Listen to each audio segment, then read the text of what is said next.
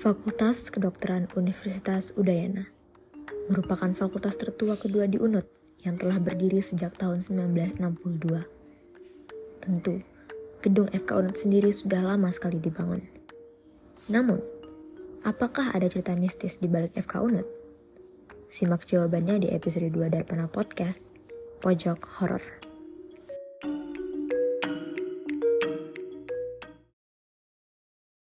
Halo Sobat Darpi, balik lagi nih di podcast Darpana Season 3, episode Funzone Pojok Horor. Apa kabar semuanya? Semoga kalian dalam keadaan sehat dan baik ya. Gak terasa ya udah lama banget nih kita gak dengerin podcast Darpana. Kenalin, aku Rani. Dan aku Anas yang akan menjadi host pada podcast hari ini. Di episode kali ini kita bakal ngebahas hal yang cukup seru. Seru banget sih Nas podcast kali ini, karena podcast kali ini bertemakan tentang kisah horor Fakultas Kedokteran Universitas Udayana. Jadi kita berdua bakal ngebacain kisah horor yang udah teman-teman kirim melalui DM Instagram @darpanafkunud. Dan untuk menghindari hal-hal yang tidak diinginkan nih, kita bakalan menyensor nama pengirim serta nama tempat terkait. Cerita pertama, ini ceritanya dari Simawar. Kita sebut aja pengirim ini Simawar. Jadi waktu pagi-pagi sekitar jam 7 kurang atau jam 7-an, waktu itu aku dapat jadwal UAS PKN. Nah, karena UAS ini diadakan di kelas, jadinya anak-anak di kelas tuh pada berebutan datang pagi-pagi biar dapat tempat duduk yang lebih aman. Nah, waktu itu kebetulan aku datang barengan sama temanku. Aku lupa waktu itu aku datangnya berdua atau bertiga. Lalu aku sama temanku naik. Waktu itu kita saling sapa, saling ngobrol kayak biasanya waktu masih di lobi. Nah, waktu mulai naik ke tangga, ke lantai, suasana lantai 2 tuh beda banget nih sama di lobi. Suasana lantai 2 itu gelap, sunyi, dan pas banget aku sama temanku ini lagi diem karena emang lagi mengatur nafas untuk naik ke tangga.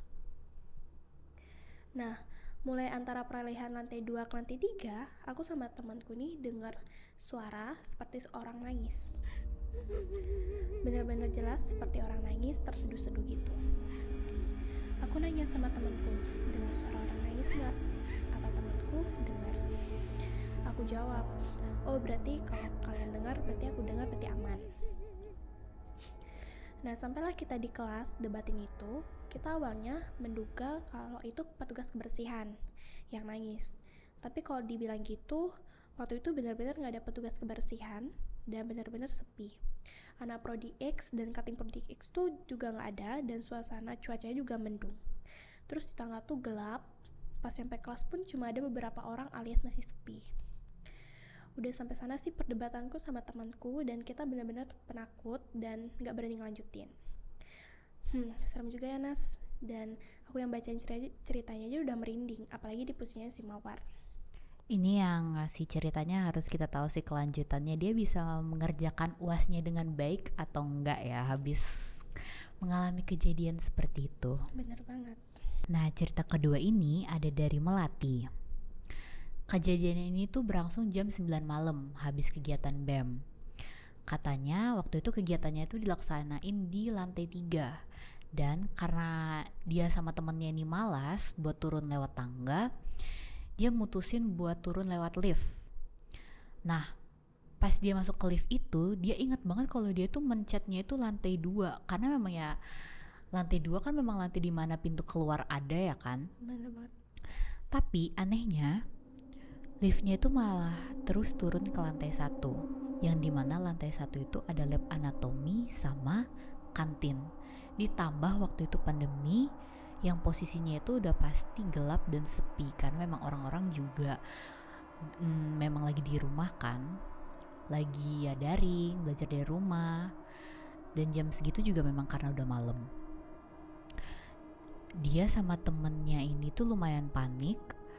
Dan waktu pintu liftnya itu kebuka di lantai 1, dia nyium bau formalin, yang dimana harusnya mereka sama sekali gak nyium bau formalin.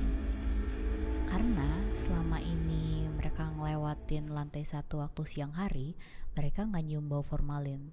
Sementara anehnya malam itu malah ada bau formalin.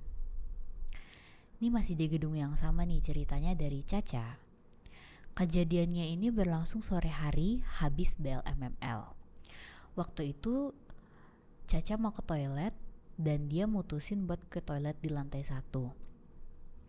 Sebenarnya waktu itu dia bingung kenapa dia malah milih buat ke toilet di lantai 1, sementara ada toilet di lantai 2 dekat pintu keluar. Dan posisinya waktu itu Caca juga pergi sendirian. Pas dia lagi jalan di lantai 1, tiba-tiba ada sesosok perempuan yang ikut jalan ke toilet.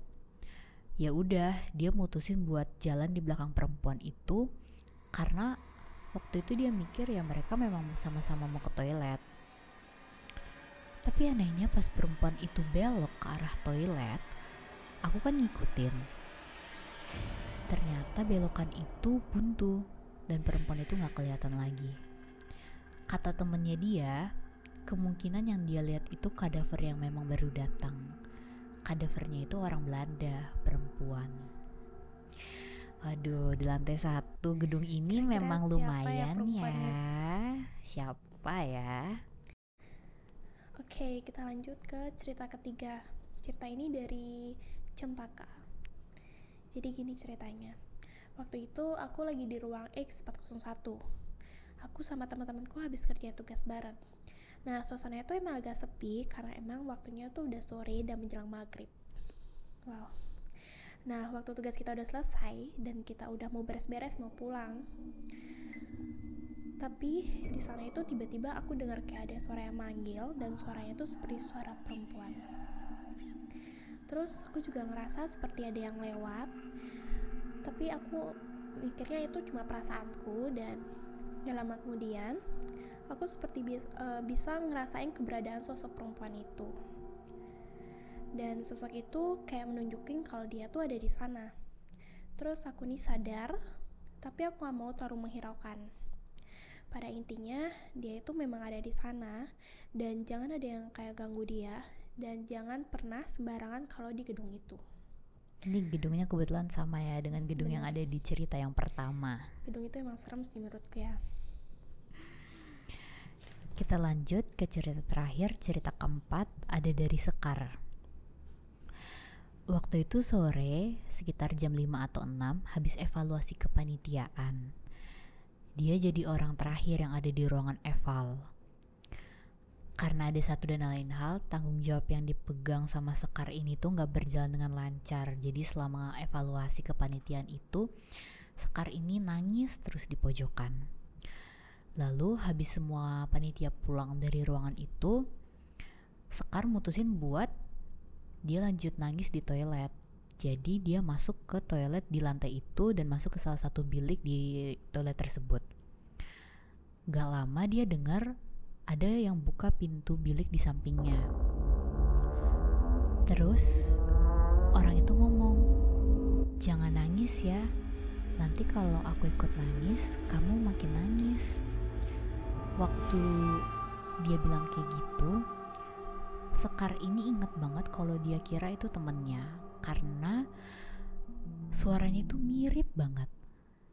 Jadi dia balas, "Iya, makasih." Kemudian suasananya hening. Dan aku pikir memang dia sengaja diem supaya aku gak tambah nangis lagi.